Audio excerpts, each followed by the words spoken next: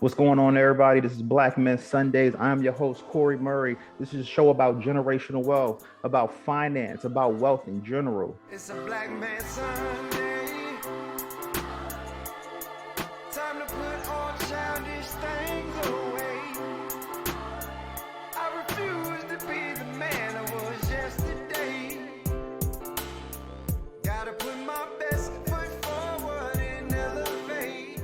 In today's show, we have Caleb and his wife on here about to drop some gems. His wife, Sherese Dossman. This brother here is a Keller Williams real estate agent. This brother has 14 years of real estate investing experience. When we're talking about generational wealth, this brother is the example of that. This man told me he has 5 properties. Get this. The brother had 6 properties, sold one to be able to quit his job. Come on, fellas. Welcome this man and his wife to the show, Caleb and Sherese Dossman. Welcome to the show. Welcome to Black Men Sundays. I am honored to have you guys here. It's a blessing because, like I tell all our guests, you guys can be anywhere in the world, but you're spending time out of your day with us. 5 properties deep, looking good, skin looking vibrant, looking like you've been to the Ponds Institute, looking like you own the Ponds Institute. So Caleb and Sherese, it's Black Men Sundays. Welcome to the show. How you doing? Doing good, man. Appreciate that introduction, man. Glad to be here. I got my wife with me. I couldn't be where I'm at without her. So we partners. We both invest. We both do this together. So just wanted to give you guys just a little bit of background, education background, and kind of introduce ourselves. My name's Caleb Dossman, and just a little education background. I got my bachelor's in business management, and then I moved on to get my MBA with the concentration in management, and also currently a realtor for Keller Williams Realty, and been an investor since '08. And some remember in 2008 that was a recession, during the recession, and that's when we started. And currently I manage all of our personal properties, plus manage other people's properties. So I'm Sherese Dossman. So also some educational background for me. I have a bachelor's degree in finance. I also have an MBA in management. I currently work at a financial institution. I'm a business analyst there. I've been there for about approximately 14 years. I actually have worked in various positions within that organization. I've worked in credit. I've also worked in the refinance department. So I have a broad background when it comes to finance. I'm also a real estate investor with Caleb. We manage our properties like he mentioned. So that's basically a background for us. And we just kind of wanted to kind of share a little bit of our journey, with everyone. Everybody has a different journey in life. I just wanted to kind of let you guys know a little bit of our real estate journey. We started in 2008 together. We invested in our first property in 2008. I think we paid like $175,000 for it, but that's where we started. Didn't feel like we knew everything about real estate at the time, but we just loved looking at houses, loved looking around, being nosy, looking at everybody's model home, even looking at the rich $1 million homes, the estate sales. I think you used to go to too. Love those properties. Yeah, and then basically after buying our first home, we stayed in there probably I think we were just being nosy, looking around. We didn't even buy blinds yet for the house. Like we had I think paper blinds up, right? Yeah, I think so. But we saw a second property and we fell in love with it. It was a 3-story house and we just fell in love with it. We were like, man, let's build one of these. Didn't even put blinds up on the first one. And what we did was we're just like that. We're like, how do we get it? So we talked to the lender and they were like, you own a property. Why don't you find tenants for your first property? And then we could put you under contract over here. So what we did was we had to figure it out, how to get a property management contract. How do we find, and at this time I wasn't a real estate agent, how do we find the contracts and how do we get this going? And basically we got it going and we found tenants, got a contract, built the 3-story home. And as Corie stated, it was a house out of the 6 that we bought, that it was one that we sold. That was that house. We stayed there. We stayed in our first house for a little over a year. We were there for a little bit over a year. And like Caleb mentioned, we just basically just picked up and left. We had to figure out the entire process on our own, going through Google, just asking questions. And that's really the big thing, was basically asking a lot of questions, talking to a lender, just finding out just different strategies that we could do. So that is a strategy that we went with. We went ahead and we packed up everything. We moved to that second property. The basement was not finished. It wasn't finished. Nope. We spent that time there. We spent about saving 5 money years there. Yeah, we got to save like 12, 15 grand. But we stayed there like 5 years. And when we finished that property, we did have the goal of, hey, we finish it, you know, it's going to be worth more. And this was, once again, I think the recession was still going on. Yep. That's what they say on TV. They say recession, but we were doing fine. And basically, we sold that house. The money I made from that house, you know, we made like, you know, a little over 100 grand. And I was like, that's the money I'm going to use to put aside so I could quit my job so I can do what I want to do full time. And that's what we did. But moving on from the second house, our third house basically was in a new neighborhood. I think it was it was a brand new neighborhood. We moved out of that property. When we moved out of the house with the basement, we moved into the house with the actually I was just found out that I was pregnant at the time. And so that was just crazy that we got a contract on our house at the same time that I found out that I was pregnant with our second child. And so we took the money, we moved to an apartment, waited for this house to finish building. And so we finally moved into that property. And then that was about 5 years ago. We stayed there and we kind of talked through like, okay, what are we going to do next? So we stayed in the house for about a little over a year. And we were like, well, maybe we should rent this out at some point. And it just so happened that God lined it up just correctly to where I just happened to be at a dentist appointment and it just took way too long. And I was like, well, let me just reschedule. I went over to the, the model home. Mm-hmm. And I was happened to be talking to a lady that was there and the actual realtor that was in the office. And she said, yeah, there's a lady in here and she's looking to rent. And I was like, well, this might be a great, opportunity. So I just happened to talk to her. She pulled up as I was walking back over to the to our house, and she was like, yeah, I'm looking to rent and blah, blah, blah. So I said, okay, well, let me talk to my husband. I walk in the house. I say, I'm playing video games, by the way. We just settling down. We just settling down. And she told me there was a lady willing to spend like $2,200 a month. And I was like, I put down the sticks. I'm like, let's move again. So yeah, I mean, she just happened to, we just crossed paths and she wanted to pay the entire year up front. And so, yeah, which is crazy. So during that time, I mean, we just started to get in the concept of that strategy in real estate of, hey, if I stay here for a year, I can rent it out and move to the next one and keep doing it. And what that does is it keeps you away. It kept us away from paying 20% down. Like we knew we were investors, but normally as investors, you have to pay like 15, 20% down. Some cases you can pay 10% if it's like your second home or something like that, but paying 20, 25% down to run away from that just to pay 5%. And there's people who may have, if it's a $400,000 home and they're paying 20% down, they got to pay $80,000. We did it in a way to say, hey, if I could stay in the house per year and rent it out and I'm paying 5%, I'll rather do that 4 times and I'll have 4 houses instead of paying 80,000 on one house. I'll rather spend 20, 20, 20, 20 and have, 4 houses. So basically from there, we moved on again. And where did we go from there? So after that, I told him, I was like, well, the neighborhood that we were actually in, it actually wasn't finished building. So we actually saw another property. It was actually the model home that they were actually building. In the same neighborhood. In the same exact neighborhood, one street over. Yep. And so we had to pack up everything again, move everything to an apartment again. And so we waited, right, with 2 kids. And so we had to wait for that house to finish building. That took about 6 months for it to finish. Yep. So once that was done, we moved into that property. Stayed in that property because we had that mentality at that time, like this is just what we do, I guess. And nobody's really talking about it. Nobody has taught me this, right? God has just set us up like that. That's just what we do. We kind of just looked at it like, wow. So instead of paying 20%, all we gotta do is move, right? And our kids weren't in school; they were going to preschool, so it didn't matter what school district we were in. So we could move wherever we wanted to move and staying in that. How long did we stay in that house? We were there for also probably Year and a almost half, 2 years. It almost was 2 probably years. almost Yeah, about 2 years. That was the benefit of at the time our kids were young, and so we didn't, like Caleb mentioned, we didn't have to worry about the school district. They were in daycare, so we knew that that time was coming to an end, really. right.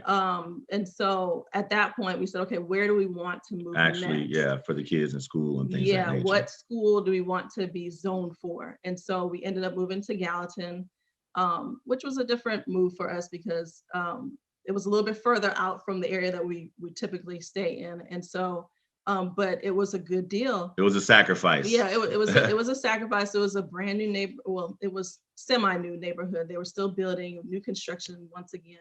A lot of the properties or all of the properties that we've purchased have been new construction properties. 2-car garages. Yeah, 2-car garage. This happened to be a 1-car One-car garage. So we kind of had to sacrifice a little bit as far as the space, but we knew that it would be worth it in the long run.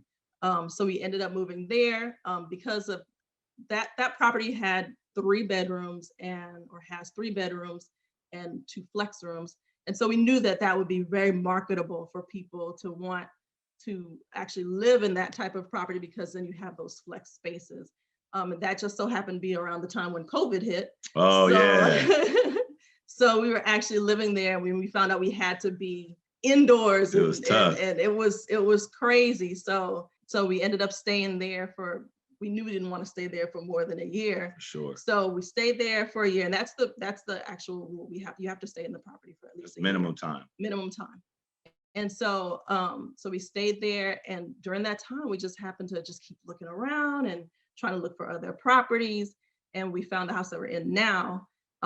And for some reason the builder, I think that maybe when they were pricing, maybe they weren't sure about the pricing, and with COVID. Yeah, COVID was a big thing because this is a time when COVID, was on everybody's screen, and how many people dying and how many people caught it. And it was a fear thing. So if you even hear from this journey, you're hearing a lot of fear. People had a lot of fear when it was during the recession. Recession lasts for what, like 6 years, at least 7 years, however long it lasted. We were buying houses during that time, during that, and during the time of when we bought this house here, it's the one we have now. It was a huge fear with COVID. Like the new builder came in the subdivision because we have multiple builders in this subdivision, and they just were scared. Like people weren't coming outside. So they were like, we'll give you half off this, half off that, half off if we built another room for you, half, because they didn't know how it was gonna play out. So we took that. We're like half that. So we were blessed definitely on this property. This property to me gave us the fastest equity. Yeah. We paid like $430,000 for this house. And I could sell it. And we paid $430,000 for this house last year, February. We've been in this house for a year and a month, and we could sell this house for over $700,000 today. And that's just kind of like what real estate kind of brought to us. And we just kind of wanted to leave y'all with, 3 of the main reasons, because you guys kind of heard, I bought it for this, or we moved again, kind of the 3 motivating factors that kind of motivate us to really buy real estate and invest in real estate and why we love it is, one is cash flow. Cash flow, some people hear it as passive income, having a tenant in your home that you own, and they pay rent. But what you do with that rent money is you pay your mortgage payment, and you also pay maybe your property management or whatever other fees you have that you have to pay with that check. Whatever's left over, that's profit for you. That's your passive income. So that's one of the main reasons we love real estate. And then the other 2 is their appreciation, number 2, and then the third one is the loan pay down. So for the appreciation, of course, when you're in a property over time, that property appreciates in value. So therefore, the difference between the value and the actual loan amount, that is your equity. And so we love the fact that when you purchase a property over time, your value is, or your house value is going to go up. And so, like, for instance, the house that we have in Goodlettsville, we purchased that at about $175,000. We can sell it now for about $370,000. So that gap is that equity. And then, of course, number 3 is that loan pay down. One thing about having a property that someone else is living in is the fact that they're living there, they're working for the money, they're the ones that are paying down Yep. the actual balance on the house. That just also depends on how much you're charging, of course. So let's say your amount for your mortgage is $1,000 and then you're charging them $1,900.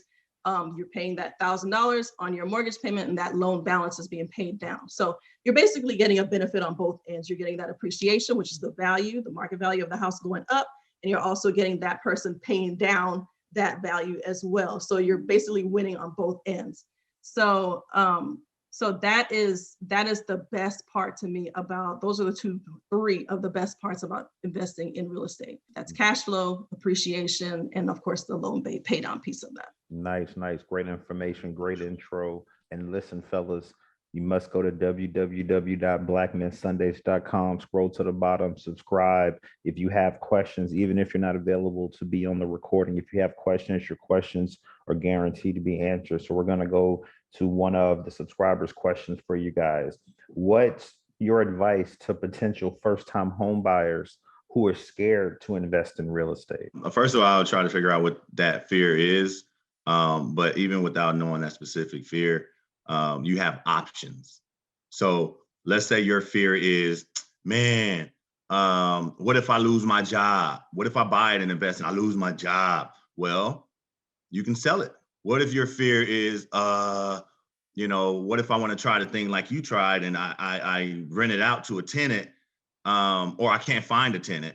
First of all, everybody's going to need a place to lay their head. That's one thing about real estate is you're going to have to sleep somewhere. And we never had problem finding tenants. Never. I think like tenants versus owners, there's mad tenants out there. And they would love to live in a house. So I never had a problem with that. There could be, you just have multiple options. If you can adjust the rent, if you feel like, oh man, nobody's, coming, like, maybe if I lower the rent, you can increase it, sell it, use the equity out of it to hold you down for quite some time that you need to find the next job if you lost your job. You can do like we did and sell it and use that money to quit your job. There's so many options when you own a house. It's not just like anything else, like you either buy or sell.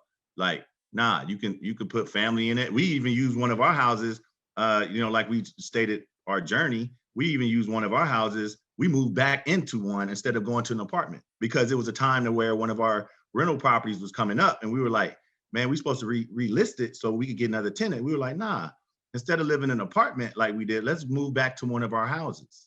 So if there's ever a situation that we have, we could look at all of our properties and say, let's say we get in a tight spot, like, you know what, man, there's a recession or whatever, and you lost your job. It's like, okay, well, let's pick the house that has the cheapest mortgage payment and let's move into there.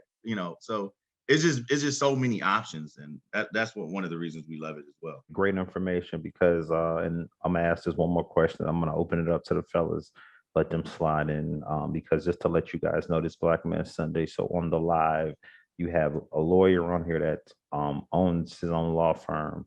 You have homeowners on here. You have business owners as well. So, and then when, on our podcast, I mean, the stage is wide open. There's brothers that have never owned homes. There's brothers that want to own homes. And there's brothers that I've talked to that say, I don't need to own a home to get generational wealth. I can just invest in Robinhood.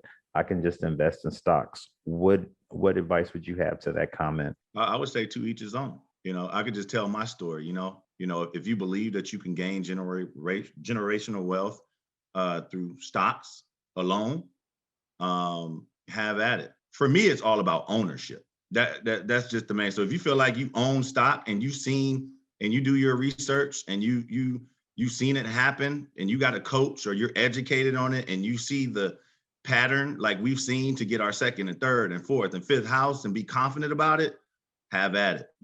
I'm not saying that, hey, real estate is the only way, but I do believe in ownership, and I do believe having money work for you or having somebody work for you. Like in our case, having tenants is like somebody working for you because they're paying down your loan, your debt, and increasing your pockets, increasing your net worth. So to each his own. But just make sure that you do your research when it deals with investing in general. Make sure you have somebody that knows what they're doing and you see the results that they have them mentor you or whatever it takes. But see the results for sure. And if the results are working for you, then hey, have at it. That's how I kind of approach things. Gotcha. And my second question is, because just hearing you guys, you typically on average about 2 years in the home. Is that advice that you would, give to our audience about living your house about 2 years before you think about making a move, selling it, renting it out, i.e.? Yeah, it depends on how much. Yeah, I guess it really depends on, if you have the funds available to purchase the next property. I guess however long it'll take for you to save that money. And of course, you can talk to a lender to find out like different strategies as far as like a down payment. If you need a down payment assistance or if they have any kind of programs for that can help you to get to where you want to be faster.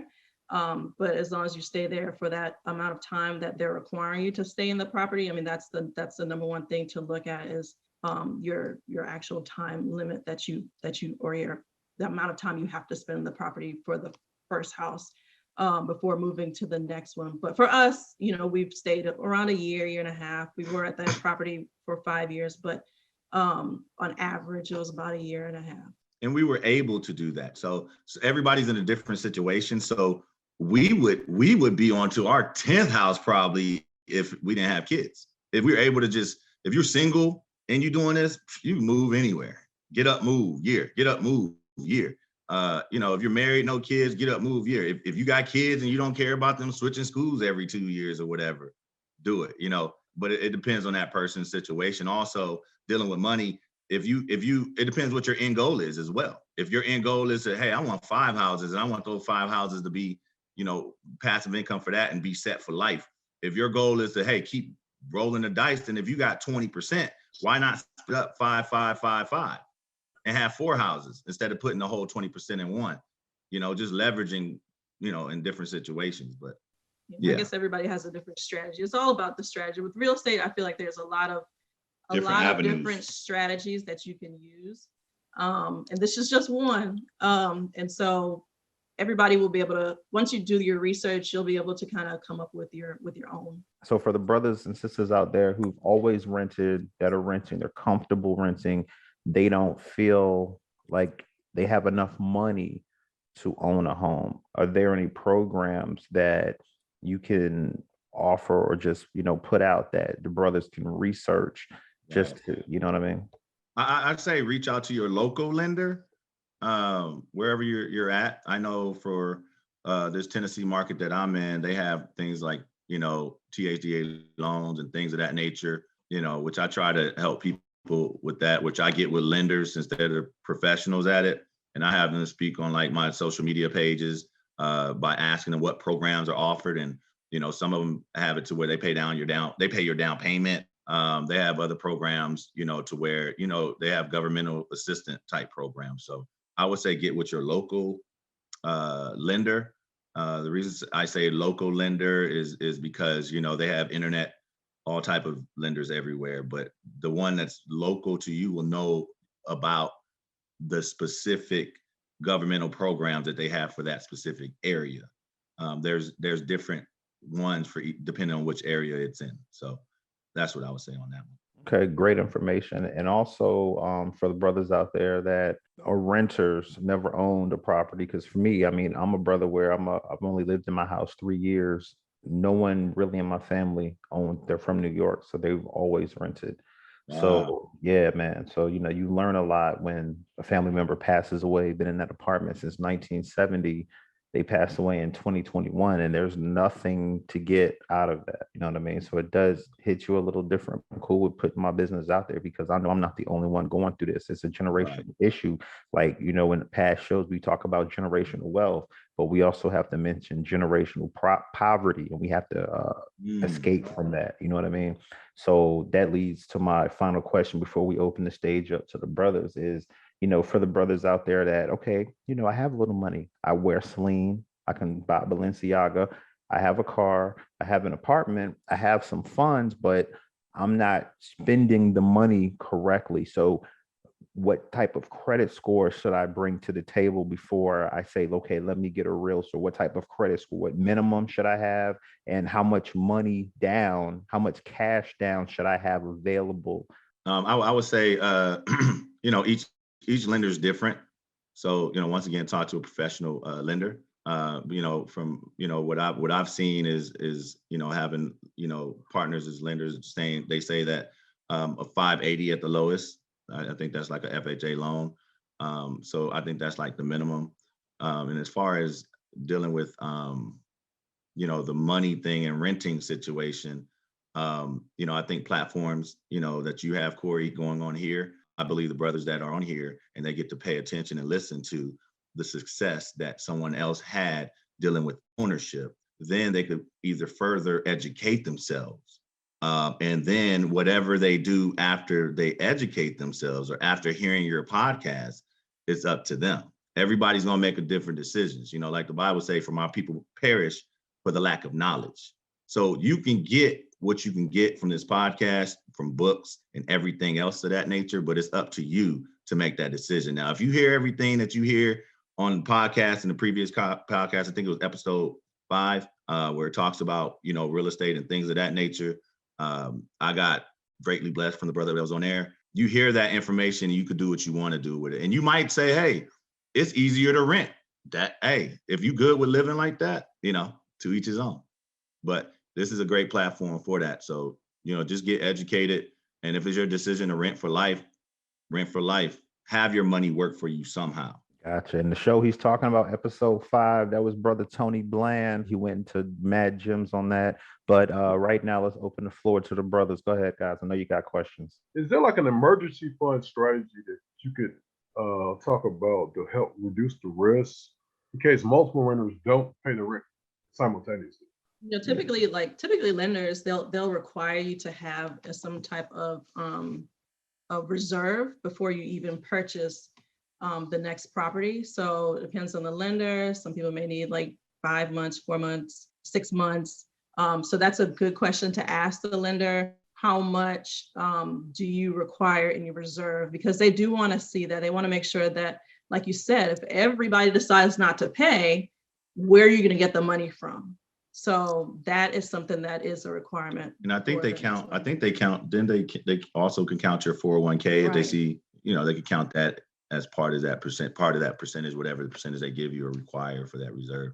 Yeah, that's a good emergency. point. Yeah, a lot of people don't realize that if you ever get in a situation to where you don't have a reserve, you can always show them that statement. You don't have to pull the money out.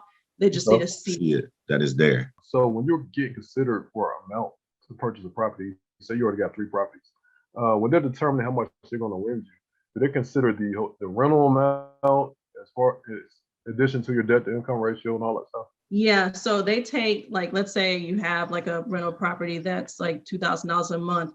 They'll take that and multiply it by 75%. So they'll take that amount and add that to your income. So yes, that is in consideration to get the next property. They have to use the funds, and then you just give them an actual copy of your contract, and then they can take that number and then they can put that into your ratio. And of course, you know, as far as accuracy with my statement, you definitely want to talk to them for just the exact number that they're going to use. Right.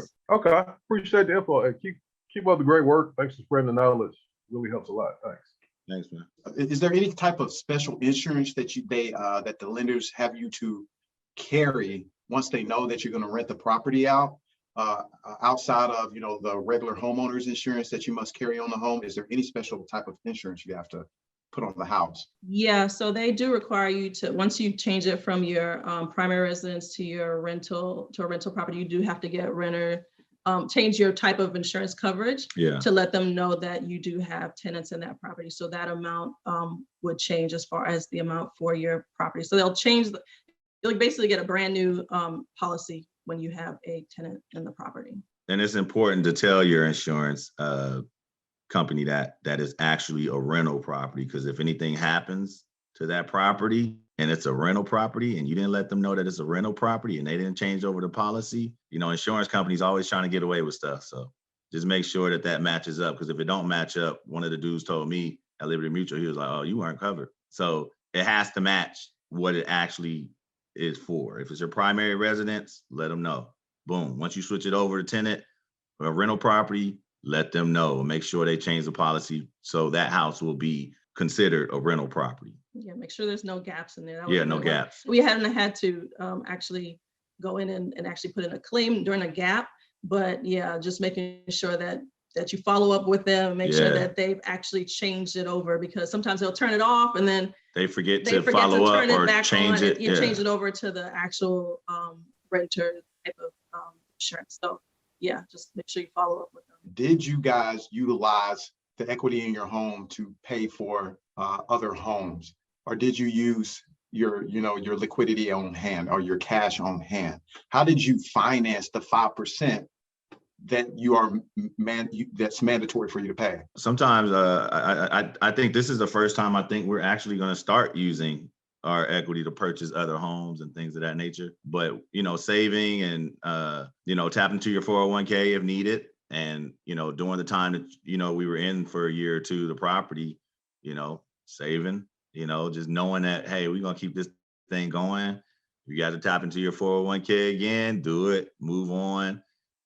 Making passive income from the previous property, saving it. But this is the first time that we're actually, and I think we got a lot of things to talk about, because the equity that we accumulated is kind of like, okay, what do you want to do? And when we know we could buy houses, with the equity, because that's what it's good for, to do. But yeah, this is our first time to actually really do it. So glad you asked that question, because that's something that, we definitely need to talk more about, because this is gonna be our first time doing it that way. But yeah, we mostly just saved. Yeah, save 401k is a big one. I think that that was something that we definitely, especially right there at the beginning, just tapping into that, just to get that money. Because over time, as you can see in the market right now, the longer you wait, then you're dealing with the higher prices. So just back to the simple savings. Look at what you're spending your money on. Try to see where you can cut different things. It could be small things, just not noticing that things are being charged to your credit card that are annual or monthly fees. Just cutting down on the spending. And then like I said, major thing was definitely 401k. I had a question actually about the tenant situation, because Nelson and I, we are trying to do like real estate and dip our toe into the real estate market. We just got our second home. And I've always told him, because I suck at managing people. Well, I don't suck at it, but I just don't like it, right? Yeah.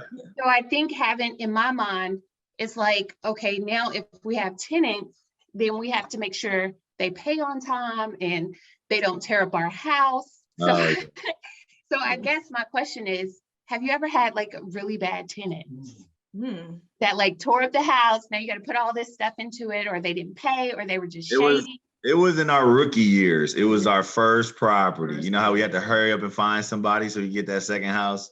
Okay. It was during our rookie years of that first house, and we learned a lot. Of stuff. But they didn't necessarily, thank God, didn't like tear up the house. Not how horribly, people yeah. get Mhm. mad Not and to patch a wall, yeah.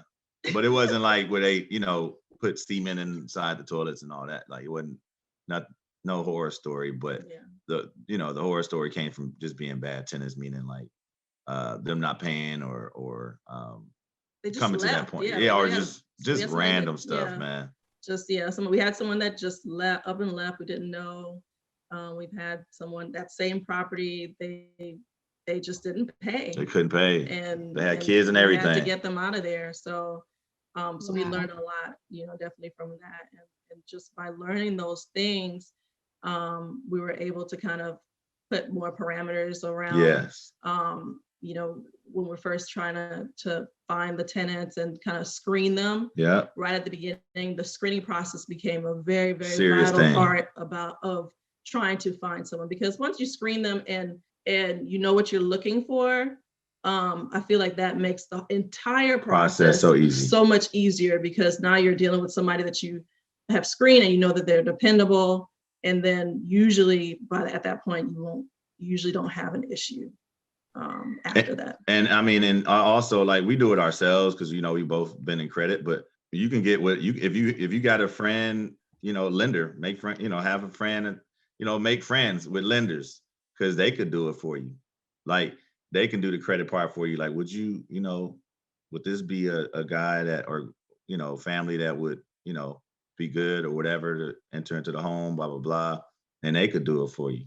Got it. Okay. But Okay. yeah, we basically just kind of been hurt, during the first go around, during your rookie years, you make mistakes and that's how you learn. So, I don't regret those, those moments because it kind of got us to where we're at today and managing to where we're just very careful who enters in our house because it's harder to get them out, once they're in. So just taking your time or, who gets in there. Yeah. Thank you so much for that. I think another problem that I'll have to get over to is being too attached to the houses that I live in. Yeah. So I know that that's something that, you can't be attached if you want to, I guess, play the game that you guys are playing. Yeah. Follow-up question though. I think I heard Caleb say something about a management company. Do you guys have a management company for your properties now? Yes. Okay. I manage our personal properties plus other people's properties, and I do it. We have our own LLC, but we're my broker's license I don't have yet, but I'm under KW right now. That's my mission to always own. When I say ownership in real estate, it's not just in real estate. I want to own everything that I have. So I do want to own my own real estate firm. But yeah, right now, it's under the license of Keller Williams Realty. Nice. Thank you guys. I got another one, Corie, real quick. So I know you guys said when you put a renter into your first property, the requirement went from like 20% down from the second property to 5%, right?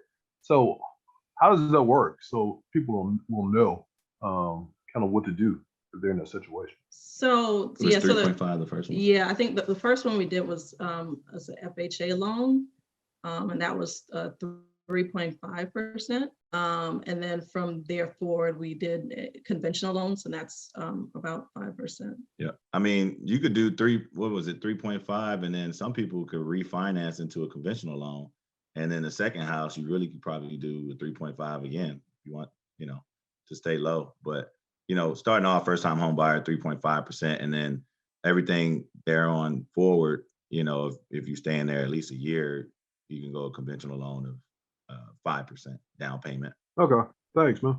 Yeah. So, initially we talked about you guys, the first two homes, but like I said in the intro, Sherese and Caleb Dossman own 5 properties, 5. So we only got through the first 2. So let's talk about the plans for number 3, number 4, number 5, and also a subscriber question that kind of mixes in with this is, what risks did you identify when you decided to buy your second property? But I want to expand that question to, what risk did you identify when you bought second, third, fourth, and fifth?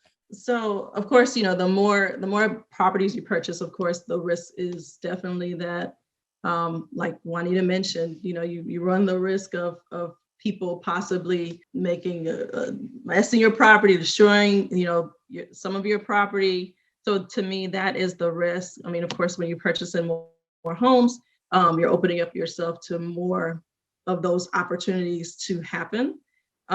We did go through and talk about the 5, which the fifth one is, of course, the house that we're in now. But in total, we did purchase a total of 6 properties. And so, and we, like Caleb mentioned, we did sell one of them, and we used those funds, and he was able to leave his job. But that is the main risk to me, is definitely that those tenants do have the possibility to mess up your property. However, you can kind of, screen them beforehand, and you can you can learn a lot, but just by looking at credit alone, just as far as dependability and things like that. So you can kind of basically manage. It's a risk that can be managed. Yes. It's a risk that can, how you said, decrease. You can minimize your risk by, adding parameters around it to make it easy. And then also just, we knew the area that we were investing in. So when you do invest, make sure you kind of do some research about what's to come. We were always interested into okay, this looks like an interesting house, but what is building around it? What's building a mile away? How close as far as Walmart or Publix, or just getting a feel of the area. And when you see growth, you know, I always see cranes, I always see new things building, you know, that's growth to me. So, you know, just make sure that you invest, you know, when you do purchase, that you're purchasing the areas that are growing and that seems like people want to be at. School districts. And yeah, school districts, exactly. And one of the things that my wife and I kind of talked about on all of our investments is us purchasing something that we wouldn't mind living in. So not just purchasing something just to buy something, throw tennis in there. Something that if I had to go back there, I could live there. If I like it, they'll like it. You know, and that's kind of what we've been rolling with. And all of our houses, like, people love. So yeah, and I think, and I mentioned the school districts because one thing that I've noticed is that, or both noticed, is that when you have a property that is in a desirable school district, it makes it a lot easier to find tenants because a lot of people are moving or looking at houses to move their kids into, or their family into, to where within that area, you know that you're going to be able to get a desirable school. So that is something that I think that is something that's really important to think about when you're purchasing a property. Like, will this come up as a green flag for people that, Right. hey, this is zoned for this specific school? Because people will pay. they will pay kids. for their children. They will pay an extra funds knowing that they're going to get into a good school where they don't have to pay for private school, because the public school is actually a desirable school. So that's just something to definitely keep in mind when you're thinking about investing. Because I mean, even as a realtor, I'm seeing people who come to Tennessee from California just moving down here. And, you know, if they have a family, you know, one of the main questions they're going to ask is, where are the good schools? And then they're led to this area and they're led to that area. So if your house falls under one of those areas, you will always be good. At what point is it a good time to sell the roof over my head? I mean, I can only tell you what I would do. And my thing is, you know, it's not like the stock market to me. You know, buy low, sell high. That sounds like stocks. Like I said, in real estate, you have options. Just give me the situation, I'll give you an option. In this situation, what I would do is, you're able to still own that house that you're in. You don't have to move nothing. You can take the equity, do a refinance, take the equity that you have in your home, which I'm sure, since houses are, you know, skyrocketing right now, that you have good equity, that you could take that and use it, maybe do like a second home and pay only 10% down. Find a home maybe in Florida, or find a home somewhere, you know, in some mountain area, wherever, and, you know, pay 10% down and buy a second home and Airbnb it, or pay for property management to manage it for you. And you don't have to even leave the house, because, you know, the good thing about doing that is the fact that, you know, when they say buy low, sell high, you know, you don't know how high. You don't know. It was plenty of times when I was in the stock market where it was like, oh, it's high. I think that's it. And it takes a little quick breather, and it still goes up. And people are like, when is it going to stop? When is it going to stop? And the people that got off, they missing out. So with real estate, you could keep your house, take that money out, use that money out of your equity, don't even move.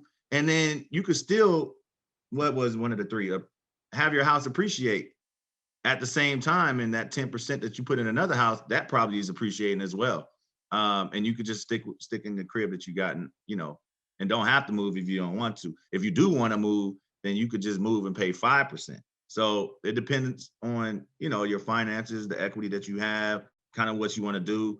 5%, you can move, find renters in there, and you could find renters and get a contract before you even move out your current house. So 5%, 10%, or do 20%. I mean, it just depends, you know. But yeah, I don't think you have to, you know, sell or get rid of. Like, even for instance, like we were talking about, you know, the house that we purchased with the basement, and the house that we sold. That is a property to where, like, we bought it like for in the 2s, and like we sold in the 3s, but then right now it's worth about 5 or almost Right. 6. So, you know, because we sold, we missed out on that opportunity to get that extra $200,000. So We could have actually kept that house. yeah, And if we had known more of the options, like if we had decided to, hey, let's rent it out.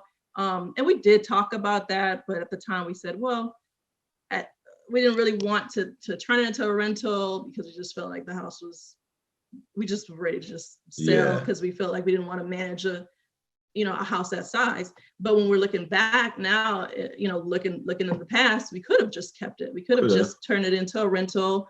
You can always add a line of credit on the property, and just take out that equity and use it to purchase the next one. That's true.